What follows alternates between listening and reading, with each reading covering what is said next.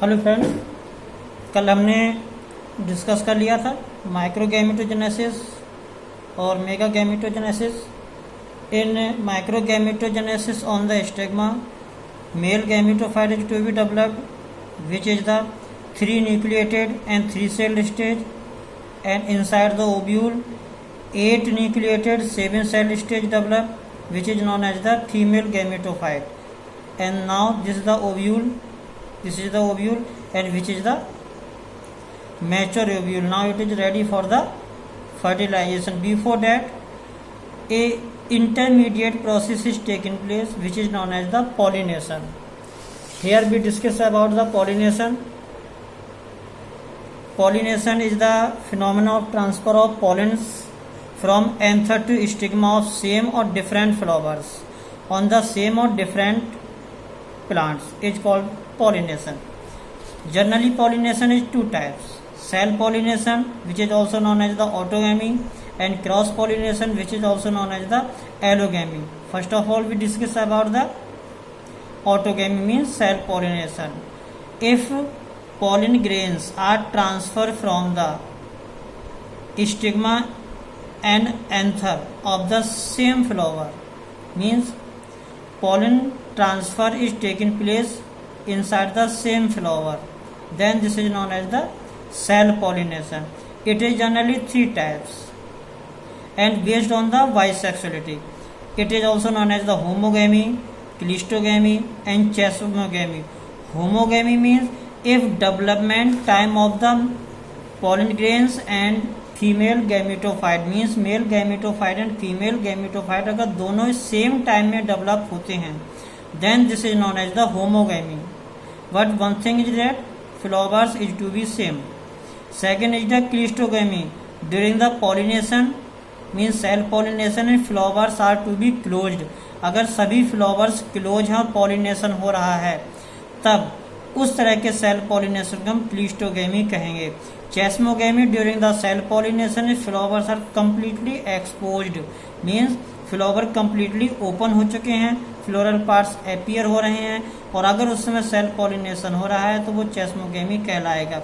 इसके बहुत सारे एग्जाम्पल्स होते हैं, जैसे ऑक्जेलिस है, जियास है, ठीक है. लेकिन सबसे ज़्यादा बेटर जो एग्जाम्पल है आप लोगों के लिए वो है पी प्लांट, मटर का पौधा, जिसपे ह्यूगो डे व्रीज के साथ साथ ग्रेगर जॉन मेंडल ने सबसे ज़्यादा एक्सपेरिमेंट किया था. उन्होंने लॉ ऑफ इनहेरिटेंस को स्टडी किया था. पी प्लांट पे से स्टडी किया था. वो सेल पॉलिनेशन भी देता है, क्लिस्टोगैमी भी देता है, चेस्मोगैमी भी देता है, और pollination means cross pollination means allogamy भी देता है. एलोगैमी में क्या होगा, फ्लावर्स डिफरेंट होते हैं. अब वो अगर सेम प्लांट्स पर हैं तब वो जीनोगैमी बोली जाएगी. डिफरेंट प्लांट्स पर हैं वो जीनेटोगैमी बोली जाएगी. कब, जब वो सेम प्लांट्स पर हैं. जीनोगैमी कब बोली जाएगी, जब प्लांट्स ही डिफरेंट हैं, ठीक है, लेकिन वो सेम स्पीसीज के हैं, तब वो ये कंडीशन बोली जाएगी. लेकिन बात ये आती है कि नेचर में क्रॉस पॉलिनेशन क्यों हुआ, सेल्फ क्यों नहीं हुआ.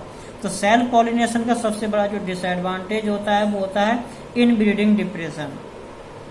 इनब्रीडिंग डिप्रेशन का मतलब होता है decrease in the productivity, decrease in the quality, decreasement in the yield. अगर इन तीनों में से किसी में भी डिक्रीजमेंट होता है तो सेल्फ पॉलिनेशन हो रहा है. सेल्फ पॉलिनेशन में कभी भी क्रॉस ब्रीडिंग्स जनरेट नहीं होती, जिससे कोई न्यू वेरिएंट्स जनरेट नहीं होते. वो न्यू वेरिएंट्स जनरेट ना होने की वजह से वहाँ सेल्फ ब्रीडिंग इनब्रीडिंग डिप्रेशन हो जाता है, जिससे क्वालिटी, प्रोडक्टिविटी इन सभी में गिरावट आ जाती है. तो नेचर में उस चीज़ को वेरिएंट करने के लिए, उस चीज़ को आगे बढ़ाने के लिए क्रॉस पॉलिनेशन होता है. तो क्रॉस पॉलिनेशन के बहुत सारे रीजन्स हैं कि हो सकता है वो यूनिसेक्सुअल फ्लावर्स हों.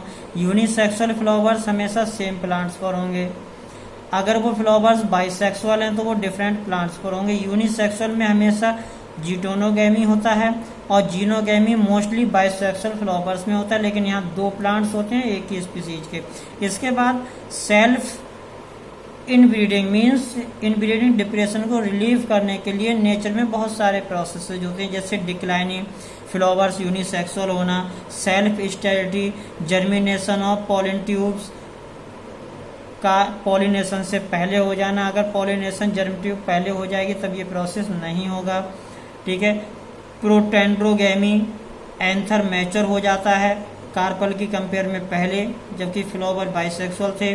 प्रोटोगाइनी, अगर कार्पल मैच्योर हो जाता है एंथर से पहले, फ्लावर बाइसेक्सुअल है।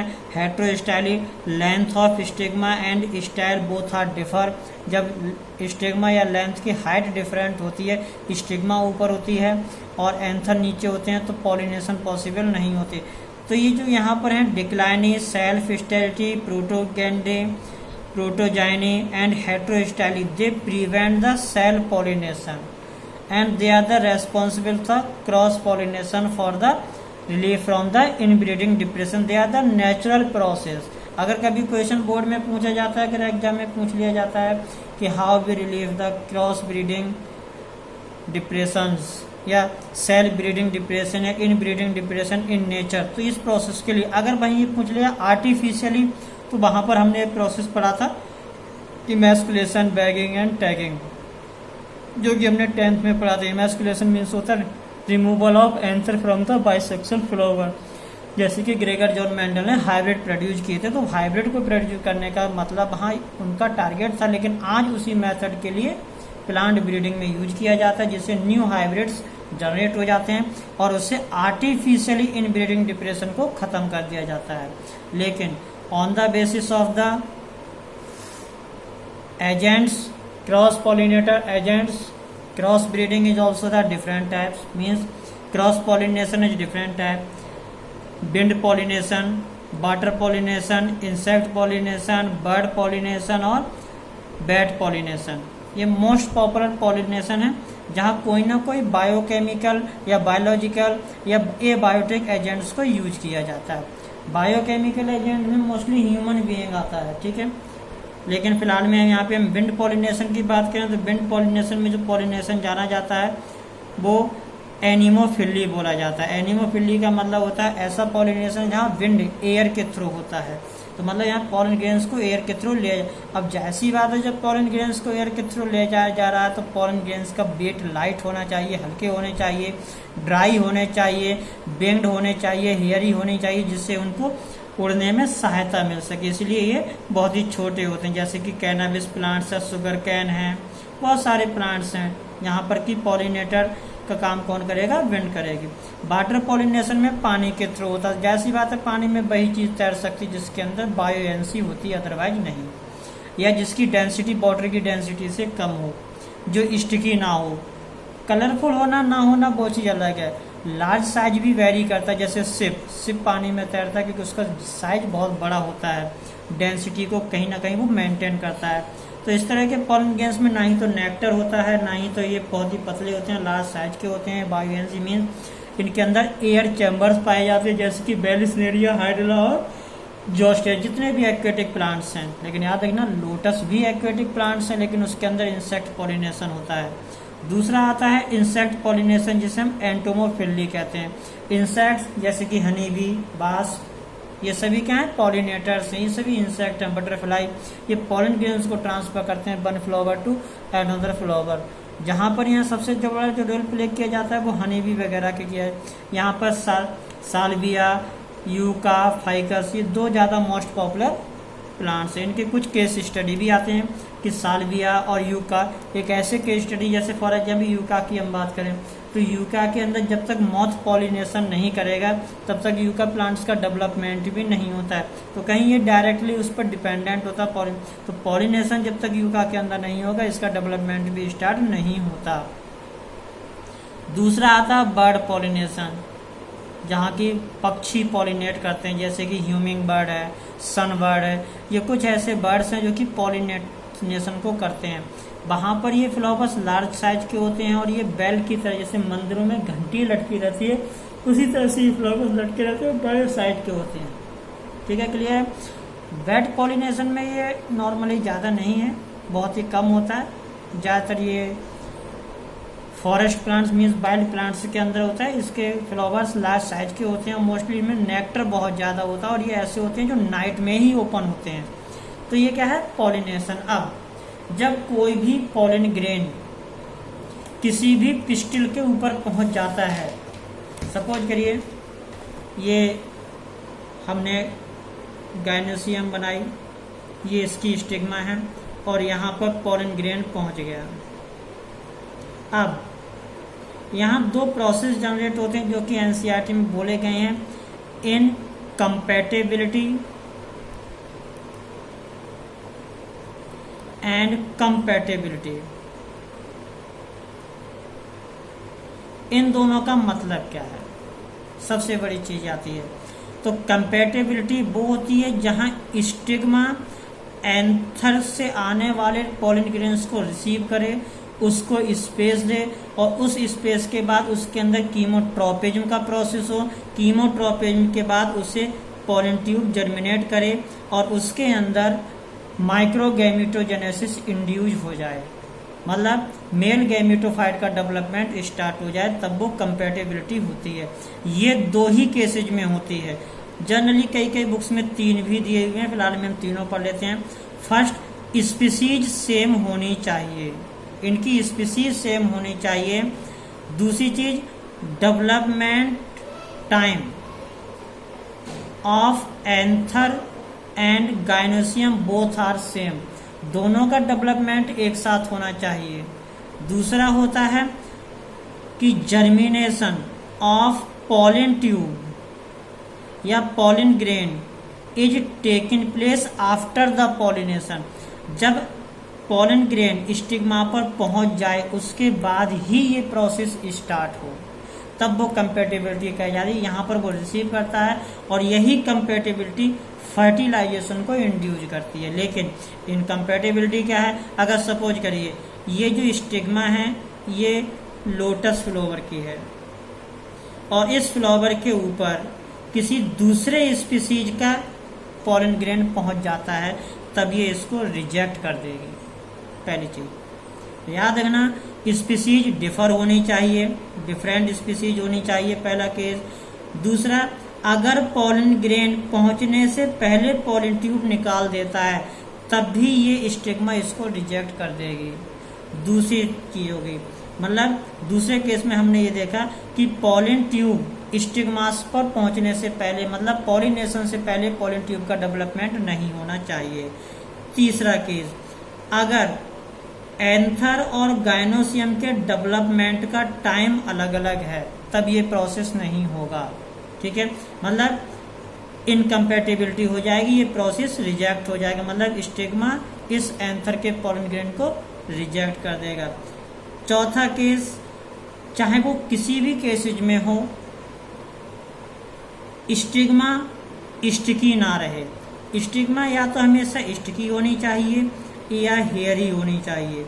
अगर इन दोनों में से स्टिग्मा पे वेरिएशंस हो जाते हैं तो उस केस में उसके ऊपर पॉलन ग्रेन स्टिकी नहीं होगा, मतलब पॉलन ग्रेन रिसीव नहीं किया जाएगा, वो उसको एक्सेप्ट नहीं कर पाएगा, पॉलन ग्रेन हट जाएगा, जिससे वजह से इनकम्पैटिबिलिटी जनरेट हो जाती है। इनकम्पैटिबिलिटी जब जनरेट हो जाती है तो फ्लावर्स स्ट्राइल हो जाते हैं, मतलब उनके अंदर सीड फॉर्मेशन नहीं होती, मीन वहाँ पर फर्टिलाइजेशन नहीं होता। जब ये सारे प्रोसेसेस हो जाते हैं तब वहाँ पर जो नेक्स्ट प्रोसेस स्टार्ट होता है वो होता है फर्टिलाइजेशन का। फर्टिलाइजेशन में आप देखेंगे, फर्टिलाइजेशन में बहुत सारे प्रोसेसेस होते हैं, जैसे कि हम आपको इस डायग्राम में दिखा रहे हैं। यहाँ पर पॉलन ग्रेन स्टिग्मा के ऊपर पहुंच जाता है, कीमोट्रोपिज्म हो जाती है, कीमोट्रोपिज्म के थ्रू ये पॉलन ट्यूब ओव्यूल की तरफ मूवमेंट स्टार्ट कर देती है। This is known as the pollen pistil interaction, मतलब पॉलन पिस्टन इंटरेक्शन दो ही चीजें पढ़ते हैं, कंपैटिबिलिटी और इनकम्पैटिबिलिटी। अब जब ये पहुंच जाती है, बात ये आती है कि पॉलन ट्यूब को ओव्यूल के अंदर एंटर करना है, तो उसके 3 प्रोसेसेज हैं। तो सबसे पहली चीज होती है ओव्यूल के अंदर कि वो किस तरह से एंटर करेगी।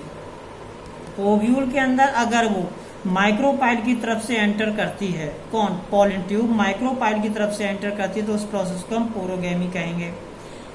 और अगर वो कलाजा एंड की तरफ से एंट्री करती है तो उसको हम चलाजोगेमी कहेंगे। और वो अगर इंटेगुमेंट्स की लेयर्स की तरफ से मूव करती है तो क्या कहेंगे हम, मीसोगेमी कहेंगे। लेकिन सब कुल मिलाकर के इन दोनों प्रोसेस के बाद पॉलन ट्यूब कहाँ पहुंच गई बच्चों, पॉलन ट्यूब पहुंच जाती है कहाँ, पॉलन ट्यूब कहाँ पहुंच गई, ओव्यूल के नजदीक पहुंच गई। अब ये रहा ओव्यूल, ये हमने सिंपली ओव्यूल बना दिया। ये हमारा फीमेल गैमेटोफाइट रहा, सिनर्जिड सेल बना दीजिए। एक ये हमारी पॉलन ट्यूब पहुंची। अब ये इसके अंदर एंटर करेगी। तो पॉलन ट्यूब के अंदर सबसे बड़ी चीज हमने कितनी चीजें देखी थी, क्या क्या होता है। ट्यूब न्यूक्लियस होता है सबसे टिप पर, ट्यूब न्यूक्लियस। दूसरा होता है फर्स्ट मेल गैमेटोफाइट। फिर उसके बाद तीसरा जो होता है सेकेंड मेल गैमेट। ये दोनों मेल न्यूक्लियाई है, मीन्स मेल गैमेट्स हैं। ये इनको हम मेल गैमेट्स बोलते हैं, जो कि दोनों कैसे हैं, हैप्लॉइड है। अब यहाँ पर हमने ये देखा, ये रहा हमारा फीमेल गैमेटोफाइट। ये दोनों एंटीपोडल सेल हैं, ये दोनों सिनर्जिड सेल हैं। ये एग सेल है, ये दोनों पोलर न्यूक्लियाई हैं। ये पोलर सेल है, ये सिनर्जिड न्यूक्लियाई हैं। और यहाँ पर फिलीफॉर्म एपरेटस होता है। अब सबसे पहले ये जो ट्यूब न्यूक्लियस है, इसके द्वारा माइक्रोपाइल के जितने भी टिश्यूज हैं उनको हाइड्रोलाइज कर दिया जाता है। अब जब ये टिश्यूज हाइड्रोलाइज हो जाएंगे तब क्या होगा, पॉलन ट्यूब अंदर की तरफ बढ़ेगी। लेकिन पॉलन ट्यूब को गाइड किया जाता है फिलीफॉर्म एपरेटस के द्वारा। अब ये दोनों न्यूक्लियस फिलीफॉर्म एपरेटस के द्वारा गाइड करने के बाद किसी एक सिनर्जिड सेल में पहुंचा दिए जाते हैं, चाहे वो लेफ्ट हो या राइट हो, किसी एक में पहुंचा दिए जाते हैं। अब जब ये दोनों पॉलन ट्यूब के मेल गैमेट्स सिनर्जिड सेल के अंदर पहुंच जाते हैं, अब यहां से स्टार्ट होता है फर्टिलाइजेशन। तो सबसे पहले क्या होता है, फर्स्ट मेल गैमेट फ्यूज करता है एग से, it is known as syngamy, और जाइगोट बनता है। Now here zygote is the diploid. यहाँ पर जाइगोट डिप्लॉयड हो जाता है। वहीं सेकेंड मेल गैमेट फ्यूज करता है टू पोलर न्यूक्लियाई से और ट्रिप्लॉइड। आप देखेंगे एक हैप्लॉइड मेल गैमेट, दूसरा हैप्लॉइड पोलर गैमेट, फिर दूसरा हैप्लॉइड पोलर गैमेट। मीन्स यहाँ पे 3 गैमेट सबको मिलाकर के एक male gamete 2 polar nuclei fuse करते हैं और 3N स्टेज बन जाती है, जिसको क्या कहते हैं, ट्रिप्लॉइड सेल कहते हैं। और ये आगे चल करके पैन बोली जाती है, प्राइमरो एंडोस्पर्म न्यूक्लियस। ये आपने 11th क्लास में स्टडी किया था। What is the full form of pan, primary endosperm nucleus. ये प्राइमरी एंडोस्पर्म न्यूक्लियस आगे चल के एंडोस्पर्म में डेवलप हो जाती है। तो देखिए यहाँ पर fusion of gametes is twice, so it is known as the double fertilisation. सब कुल मिलाकर के यहाँ पर जो ये फ्यूजन हो रहा है, it is known as the triple fusion. मतलब डबल फर्टिलाइजेशन के अंदर 2 प्रोसेस होते हैं बच्चों, याद रखना। तो सबसे पहले क्या होता है डबल फर्टिलाइजेशन में, सबसे पहले सिनगैमी होती है, जहाँ male gamete first male gamete egg cell से फ्यूज होता है और जिसका रिजल्ट जाइगोट होता है। और दूसरा होता है सिनगैमी। सिनगैमी का मतलब ट्रिपल फ्यूजन। ट्रिपल फ्यूजन होता है जहाँ पे पैन बनता है PN, जो आगे चल के एंडोस्पर्म सेल में डेवलप हो जाता है। और ये एंडोस्पर्म सेल एंडोस्पर्म में डेवलप हो जाता है। This is known as the triple fusion and both combinedly are known as the double fertilisation. Here in 1898 double fertilization and triple fusion was discovered by the Noasin in angiosperm। याद रखना केवल angiosperm ही ऐसे plants होते हैं जिसमें double fertilisation होता है। और डबल फर्टिलाइजेशन के बाद यहाँ पे 2 बेसिक स्ट्रक्चर बन के तैयार होती हैं। पहली होती है जाइगोट और दूसरी होती है पैन, प्राइमरी एंडोस्पर्म न्यूक्लियस। इन दोनों का डेवलपमेंट होता है नेक्स्ट स्टेज में, जहाँ पर हम आज केवल पैन का डेवलपमेंट सुनेंगे, बाकी हम कल देखेंगे। तो यहाँ जो पैन का डेवलपमेंट होता है वो कैसे होता है वो सुन लीजिए। तो जो प्राइमरी एंडोस्पर्म न्यूक्लियस होता है उसके अंदर क्या होता है वो भी सुन लीजिए। यहाँ सबसे पहले प्राइमरी एंडोस्पर्म की जो सबसे सिंगल सेल बनती है उसके अंदर डिवीजन स्टार्ट होता है, ये एनलार्ज स्टार्ट होती है।